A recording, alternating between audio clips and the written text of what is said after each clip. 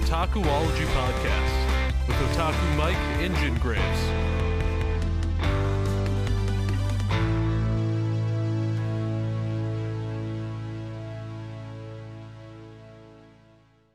Hey, how's it going? Welcome back to another episode of the Otakuology podcast. I'm your host, Otaku Mike. I can't talk today. With me, as always, is my heterosexual life partner, Jin Graves. How you Does doing this today, sir? loincloth make my ass look big? Yes, it does.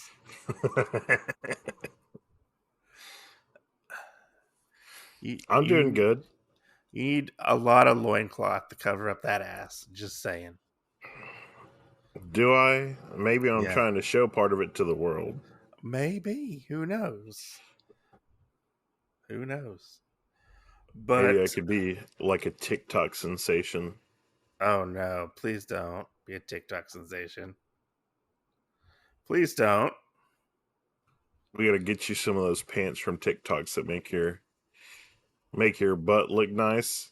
Like the yoga pants? Yeah, and see if you can pull them off. Oh, I'm gonna need some. Yeah, I think I can get some of those yoga pants. That'd be nice. Aren't those like $80 yoga pants though? Probably. But Then you just have to be like, look at those cheeks. But today we are talking about a little OVA called Jungle De Ikou. I believe that's how you say it. I don't know how exactly you say it. I picked this one for us to watch. I think you have that wrong, sir. You said that we were watching an OVA. I think you had us watch a few episodes of some light porn, okay? I mean, it is classified as an OVA. It's a 3-episode OVA from like 1997. I believe it is. Yeah. No, 1999, sorry. I think No, it was released in 97, but it didn't come out on VHS till 99. Because it ran from March 26th of 97 to September 26th of 97. So a while it ran for. The genre is classified as comedy, magical girl, and I picked this one on random because I was like, "Oh, boobs! Everybody likes boobs, right? We should watch this ridiculous-looking anime." And Jin calls me up like when I'm finishing up the anime, and he's like, "Why are you making me watch softcore porn?" this is true. I believe that's what your words were. This is true. No denying that. Yeah. There is a lot of jiggling going on. There is a lot of jiggling, a lot of wiggling. Yeah, I would say. There's definitely a lot of, hey, what's that thing that guy's got sticking out from between his legs? I mean, there's plenty of things that are in this that will probably make you question a lot of things. Oh, I question a lot, especially when I got into the Wikipedia page and saw how old Natsumi is. Just saying. I didn't realize she was like 10, but apparently she's 10 years old. Jesus. Yeah. But I guess let's start talking about this. We'll go a little by episode. Episode 1 starts out with a man in the jungle finding a mysterious idol with some earrings attached to it. He comes home and we find out that this man has a little girl named Natsumi, and he's like an archaeologist, right? Yeah. He's an archaeologist, and he gives this like idol statue to his daughter. Yeah, this is one of the things I question because he's an archaeologist, but then they started saying like in the show that he was something else, and he's like an archaeologist / like curator for like exhibits or something. I don't remember exactly what he was. Yeah, they started making some weird innuendos of things. But she ends up like putting on the earrings, and she ends up has a really, really weird dream when she meets this guy named Ahim. And do you want to explain like what Ahim looks like to the people out there? Big on him or little on him? Ahim, not Ongo, but Ahim, the guy, the wizard guy, whatever you want Oh, to call him. Yeah. so on him is probably like your traditional like African village elder. You With like a know, big bloated belly. yeah, big bloated belly, but like arms and legs and everything else are really skinny. Yeah. He has a necklace with skulls on it, Yep. and he's got a little bitty belt thingy that's attached to this ginormous cock sheath. It's not a belt, it's like a Yes, you heard that loincloth, right? here. Yes, you heard that here. Cock sheath. Um, You almost made me spit out my water. it won't be the first time I make you spit. Ah! Yeah, no, he's just got this big cock sheet that's sitting there. So the first episode, you're making it through, and you're like, what the fuck is that? And yeah, exactly. I was like, well, who the fuck is he? He's like, he reminds me of like a very like emaciated, like Master Roshi almost, but only perverted Master Roshi is what I really get from this guy. I don't know. He might have been even worse than Master Roshi. I mean, he is worse than Master Roshi, obviously, and I feel like there might have been some cultural appropriation going on with Ahim or whatever, you know. I agree. In his design and his what he did and stuff like that. But he ends up telling Natsumi that she is going to like save the world, and he gives her like this like necklace with a bunch of skulls on it, and she has to fight Ongo, which is like this big monstrous demon, like god of like God of trees, Darkness. like god of darkness or something like that. And Yeah, we don't find out he's the god of trees until he actually gets summoned. And Ahim is the god of earth, and we find out that Natsumi is supposed to transform into the god of flowers, if I remember correctly. And so she has this weird, crazy dream, and he ends up doing this really fucking weird dance. Like, and I thought like the dance was going to end there, but we see the dance throughout the entire anime. Like, it gets done in full in the anime. And this is true. This is one of the things where I have to say it's softcore porn, because you have these dances that look like they're sex moves and sex positions. And we'll get to the one dance in episode 2. I kind of want to talk about it. Hey, they were all like that though. Both. But I don't feel like the Natsumi's was until she got to like the squishy part, and then the end where it looked like she was orgasming. That's where I feel like I think it was all bad. Okay, well, we'll have to agree to disagree on this, my friend. Because I felt like the Doki Doki whatever dance she did was like, it was weird. It was just weird and awkward. Hey, buddy, that's like saying like doing the stanky leg or something. Like you can't compare the rest of it. You know. Okay. It was all that way. But she has to defeat this guy called Ongo, this monster, to save the world, who was like trapped for like 10,000 years, they say. And she wakes up and she meets this little guy who's and on Wikipedia they say he's a pygmy, but I'm not for sure. He looks like a little like jungle boy, and Pygmy. Yeah, that's what they say. He's like a pygmy because he's like short. He has like war paint on and stuff and whatnot, you know. But this is Ongo, or what's left of Ongo, I guess. And Ongo, he's a really interesting character, I have to say. And doesn't he end up like flooding all of Japan or like wherever the city that they're in? I can't remember. Like I don't remember accident. what happens. I don't remember what happens like after they meet and she wakes up. She wakes up and he's like sitting on top of her. Yeah. And they're kind of talking about stuff, and she finds out who he is. And then, he's the god of the woods, and that him is jealous of him, so to speak. And all he wants is the good of the jungle.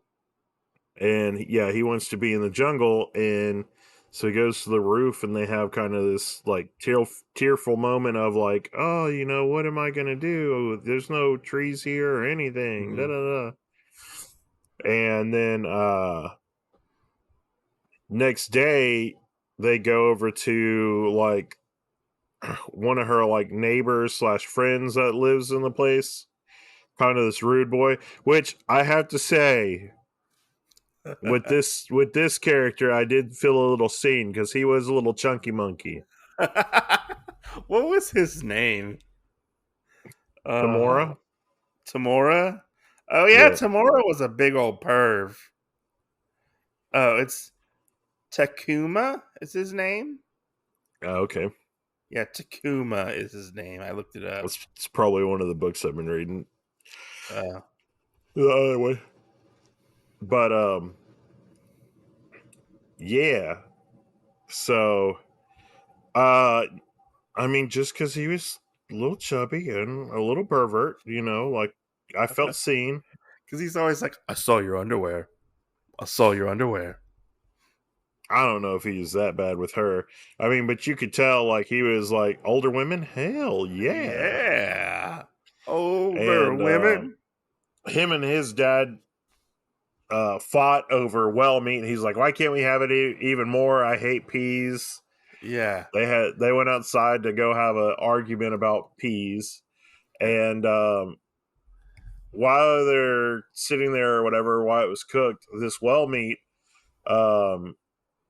Ongo ate and decided it was delicious and wanted more, and summoned a whale from the ocean. And it was a giant whale. Whatever place that this was in, he summoned it with all the water. Yeah, with all the water, and it basically like submerged like a good chunk of the town. I think it submerged like all of it. Yeah. And so they end up riding on this whale.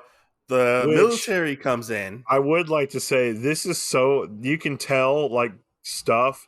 This is so old that for that to be put into it, for everybody eating whale meat and to have whale hunting as it's looked down upon today, you can tell like this was a cultural piece back in the day. It definitely was. It definitely was. But like I was saying, the military comes in as they're riding on this whale, and they're fighting the whale, trying to figure out what's going on. And May, or not her name's, the person he turns into is May or Mai. I believe it's May. Is it May or Mai? I can't remember. I think it's Mai because M-I-I. It's Mai, but in the dub they pronounce it as May.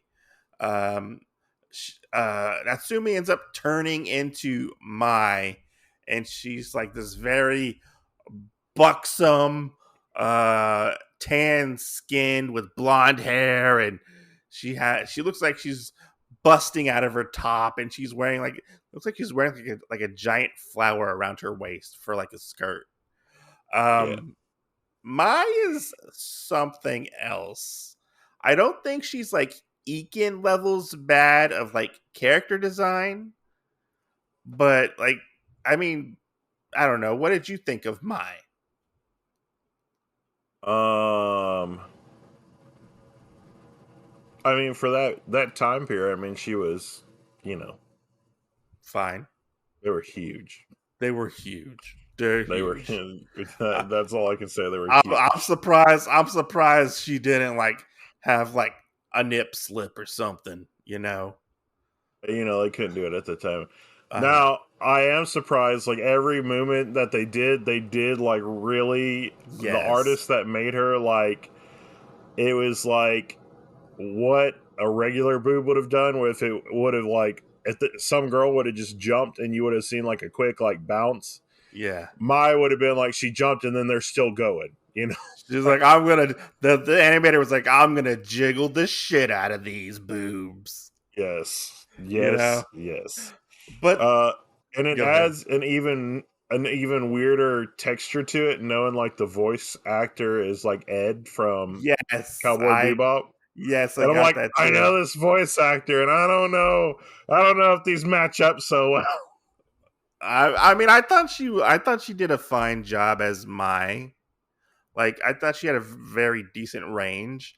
I mean, she did use the Edward voice kind of when she was Natsumi, but Yeah, I mean, I felt like there was like a good distinction between the two voices, in my personal yeah. opinion.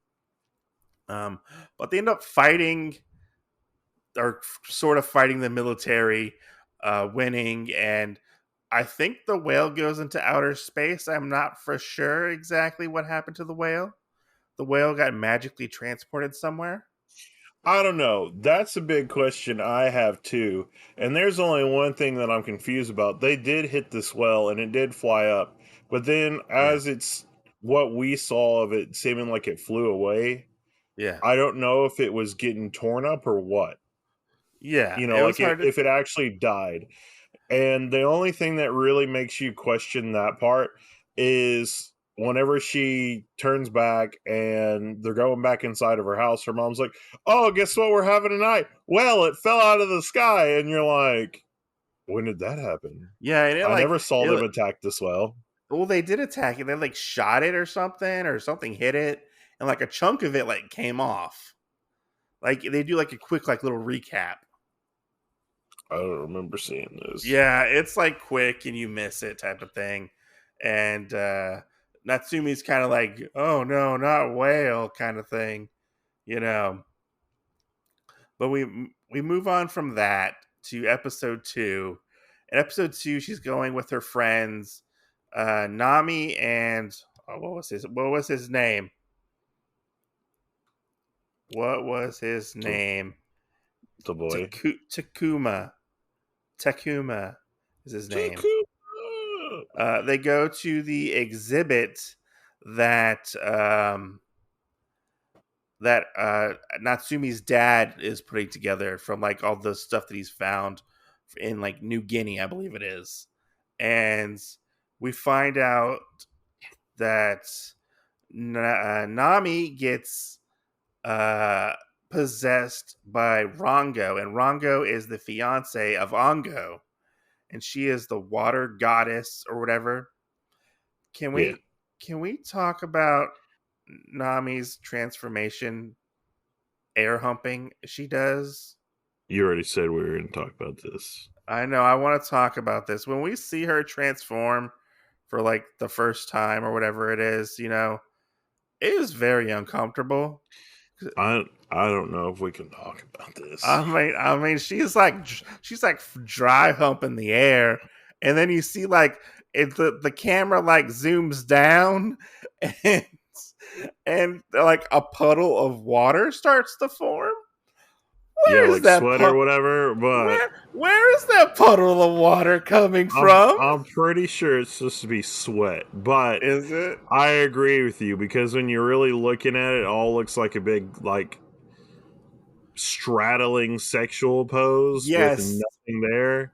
It looks like And she's trying then to be on top of the invisible man, and she's like fucking the invisible man right now. yeah, and then like an orgasm or something, because then Yes. it just keeps forming in a puddle, and then you finally there's enough there where it starts like swirling like a whirlpool, and you're like, what am I watching? I know exactly. And there's also the like weird, I don't want to say like weird minor subplot of Natsumi being on her period. Did you catch that? I didn't. You didn't? Okay, because they bring it up like a couple times within episode 2.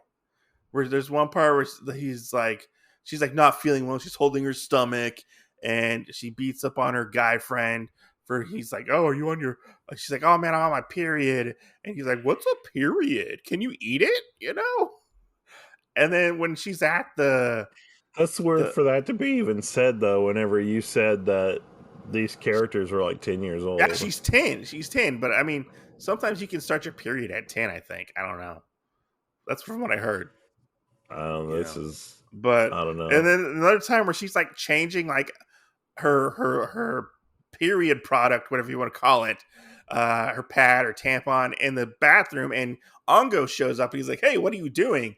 And she's like, "Oh, I can never have any privacy anymore. I'm dealing with it's like it's so hard to be a girl." That's what she says like a couple times throughout the this episode. And I'm like, why even throw this in to the episode? It's so out of left field. There are a lot of things thrown in. True. Which at the beginning of this episode, there was something, and as long as it wasn't something real, then you really didn't have to worry about it. Yeah. But we do have where the neighbor boy or whatever is reading the newspaper and talking about how Mai is like the most beautiful girl he's ever seen, and da-da-da. And then he's staring so hard that there's another point where it like pans away and then it comes back, and you're sitting there and you're like, what's wrong with his eyeballs? And their nipples. Yes. His pupils are nipples, and you're like, what in the hell? And then somebody yells at him and he turns sideways and the white parts of his eyes are sticking so far out. It's a pair of boobs, and you're like, good God. Yeah. Aham does that too, kind of. Or his eyes bug out like tits, The weird thing is, though, Ahim, his character reminds me of in Inuyasha, the little old man that rides the buffalo. Yeah. And, I mean, kind of looks pretty close to the same. Both have buggy eyes and skinny as all get out, all this other stuff. But that's pretty much Ahim with a different shade on him and no hair. And naked. Was he naked too? Because Ahim was practically naked. No, the other guy wears a brown robe. Yeah, okay. But he's the blacksmith that works on the Tensaiga. Yeah. The Tensaiga. But I mean, that's kind of what the character design looked close like. Which, I mean, I do have to say that I did really like how, like, more so the anime style, like, growing up. Mm-hmm. This did really seem like on key with, like, that anime style. Oh, like in the 90s? Yeah. Yeah. It did. It's definitely like a product of its time. Like anime wise, like the animation itself isn't bad whatsoever. I feel like it's decently animated for an OVA. OVA they do get like more budgets and stuff like that. Even like looking at like the anime studio, I forget what the anime studio is called, but I before we started, I went and looked at like stuff they did, and it was all like raunchy comedies and stuff like that. So it was kind of up their wheelhouse of like stuff to do and animate and whatnot. Oh, so we're just gonna start doing raunchy comedies? I guess. I don't know. We'll have to see. I don't know if we'll do them all the time. That seems. I mean, it does seem like your wheelhouse. Well, I mean, I'm not gonna lie. I have watched a lot of raunchy comedies, but I mean, I'm open to covering all different kinds of stuff. This one just caught my eye because, like, I remember always seeing it, like when I would go rent anime, but I never rent. You were like boobs. I was like boobs. Yes.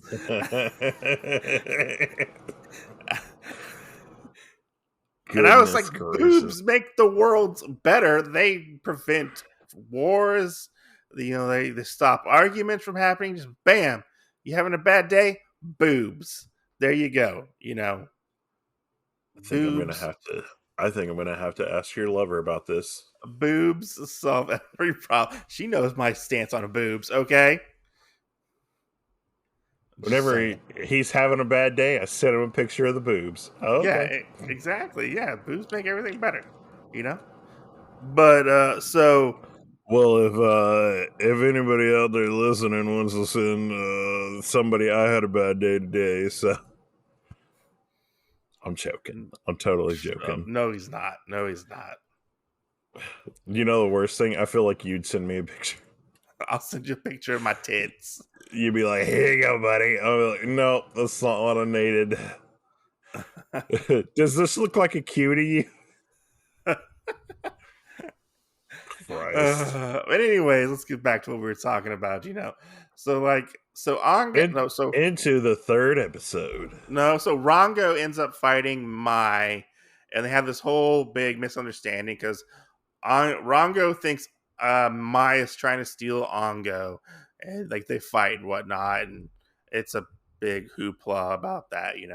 But anyways, on to the third episode. We'll go Well, from there. and so one of the other things with that too, like you could kind of tell a difference. Like even though like Mai was there, like Mai and what's her face were still kind of connected, so it's two minds in one kind of sort of, Yeah. And with Rongo, it seemed like full possession. Yeah, it was full possession, and like I think Nami didn't even know what happened, if I remember correctly. But then Yeah, she didn't even know that the Fire Nation attacked. and like she was always also like a big conspiracy theorist too. Like she Yeah. believed in like UFOs and whatnot, and like Rongo ends up sticking around, but she's like chibi-fied, kind of like Ongo is, and there's some weird Yeah. sexual tension between Ongo and Rongo. Like there's one time where I was like, are they gonna like fuck? Because it looked like she was DTF at one point, Oh Jesus. and I was like, okay, like what's the innuendo going on here, because her flower like died. Like, does that mean she like needs the D? Is that what we're saying? She No, needs he killed. Ongo's D.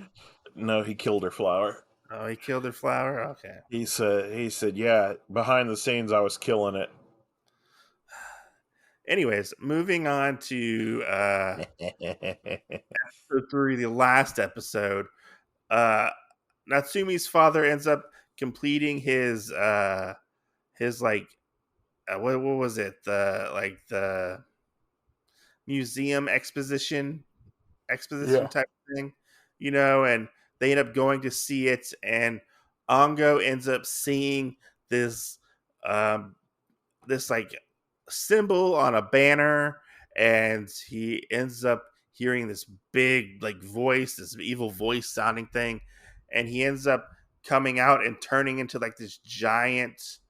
It's like if Godzilla like fucked Chewbacca, I feel like, because it was like a hairy Godzilla.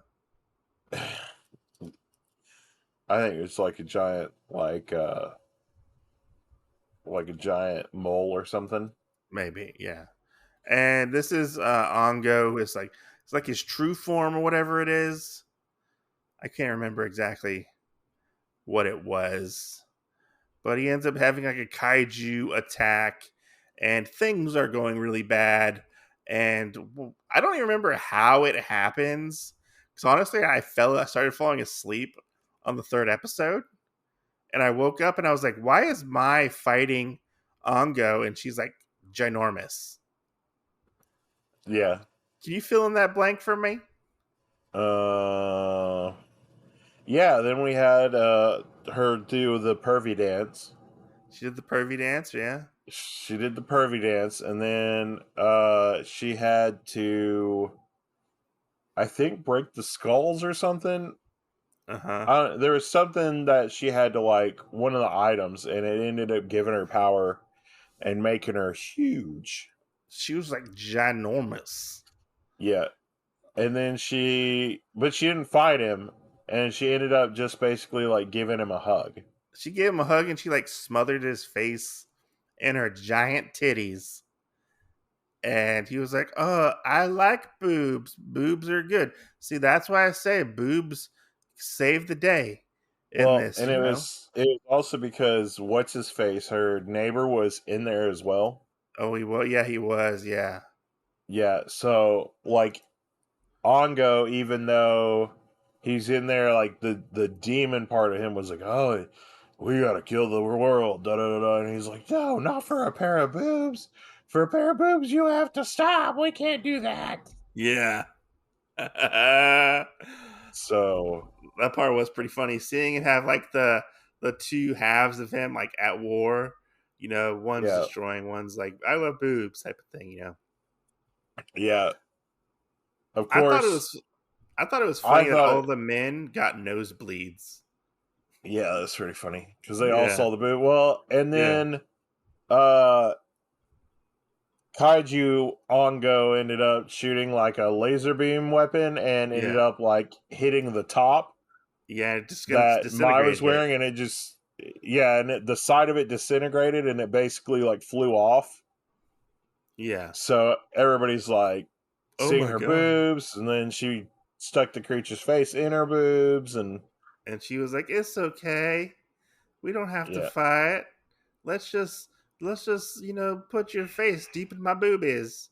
And then And that's they turn back to normal, yeah, and the boy's face is still in the boobs, and her and Ongo had like a full blown conversation about yeah. all the stuff that was going on. And It the only was part out of all that I was a little confused about was yeah, the dad kind of made it seem like he knew that there was a trick to yeah. that, and that he knew like my daughter's strong enough to do this. And I'm like, if you knew your daughter was going to turn I into this I busty goddess. definitely I definitely feel like this might have been like a proof of concept anime. Like, hey, here's a pilot. Let's see if we can get this going to an actual TV show.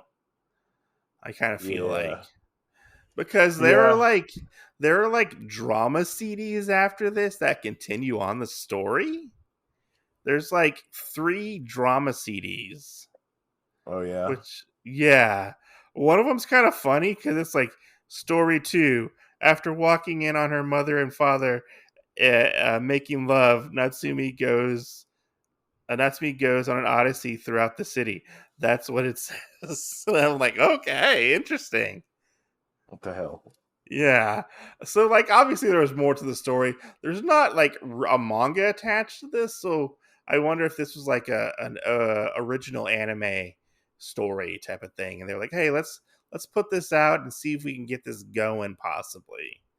And Let's try it. I don't think it really took off the way they wanted it to. So let me ask you, as a whole, what did you think of this anime? It was fractured but whole. Fractured but whole. How so? I don't know. I think they just kind of like did everything really fast for it to be 3 episodes. Yeah. Because like how they ended it, it almost seemed like she would be like done, Uh like huh. with the stones and everything and transforming. Yeah. Of course, but then like Ongo's still there, so Yeah. I don't know. It kind of seemed like a really like smutty Sailor Moon almost. That's kind of funny. I I So I didn't hate this anime. I don't know if I would ever watch it again. If somebody was like, "Hey, what's the weirdest thing you've seen?" and you want to recommend it, I might throw this in there to be like, "Hey, check this weird shit out." Because it what are you was talking like, about? I'm sure you'll watch this with someone near and dear to you again, like no, this weekend. I don't think I'm gonna be watching this again. I've got to be honest. Um, but if anybody was like, "Hey, what's the weirdest thing you ever seen?" I would put this in there with like Bludgeoning Angel Dokro Chan. You know, like that's weird, and this is weird too. Like go watch this type of thing. It's not bad. Like I wasn't bored. I wasn't like bored watching it. I thought every time the dance showed up, like it was just awkward, and I laughed. Like there were parts of this show where I laughed because I thought it was kind of funny. Yeah, Um, but there's some jokes that I don't feel that landed. Uh, a lot of it has to do with Rongo and like what Rongo was doing. I didn't really care about Rongo and yeah. whatnot. But I do kind of feel like this anime, like you said, was rushed towards the end. Like I feel like it might have needed like better planning within the third episode, because it did rush quite a bit. I mean, I felt like it was rushed the whole time. You did? Yeah. Especially because whenever you looked at the episode names, they were always one of the characters' names. Yeah, it was like Ongo, Rongo, and Mai. I believe it's what it was. So, I mean, you kind of know, like, because they couldn't really put anything to it, like Attack of the Well or, anything random like that. Because it just wasn't, like, enough material there. But I kind of feel like it was mid. It was mid tier. It wasn't too terrible. I don't think if you showed this to, like, somebody who was new, like a newer anime fan, I don't think they would really enjoy it, and they would probably try to cancel it, to be honest, because I feel like they would get offended. I feel I have no idea. I mean, that's how I feel like. Maybe of a certain age, maybe of a certain age, like, because I feel like it was very out there, and it's not like politically correct in some aspects. And I don't think a lot of the jokes would land with like Gen Z and stuff like that, Yeah. Because but I mean, it's okay, That's just my 2 cents. And anyways, Jen, you want to wrap up this episode? That's how you get a pervy friend. Yeah, exactly. Like Jen Graves. That makes pervy suggestions to watch things. Well, I mean, you get to suggest the next anime what we cover. You gave me a list. I didn't think I was getting a vote till after that. No, I mean, you can pick. I mean, go pick an anime off of Tubi. We have a bunch of anime to pick from. Just don't pick a really long one. I'm gonna try and find an even. Well, I'm gonna try and play a game with you with this. I'm gonna try and find another, like the next tier up, like pervy anime. I'm gonna be like, all right, it's your turn. Can you beat me? I have one that I'm thinking of, and I was like, I remember kind of watching this one a little bit. And I was creeped out about it. Oh yeah? Yeah, I'm not going to tell you what it is, but it's on Tubi. What creeped you out about it? There was a running gag where one of the characters would, like, pee herself. Okay. Like, yeah. Mission accepted. Anyways. Thank you for listening. If you have any suggestions, you can hit us up on our Instagram at Otakuology Podcast. We have a Facebook page. Or on our YouTube channels. Or on our YouTube channel, Otakuology Podcast. Email us at otakuologypodcast@gmail.com for any suggestions, concerns. Let us know how we can on our regular YouTube channels. Podcasts and our regular YouTube channels as well. Yeah. Thanks for listening. Hope you guys and gals enjoyed this episode. And we will catch you on the next podcast. Jen, what do we tell them? What do we tell them? See you next Tuesday.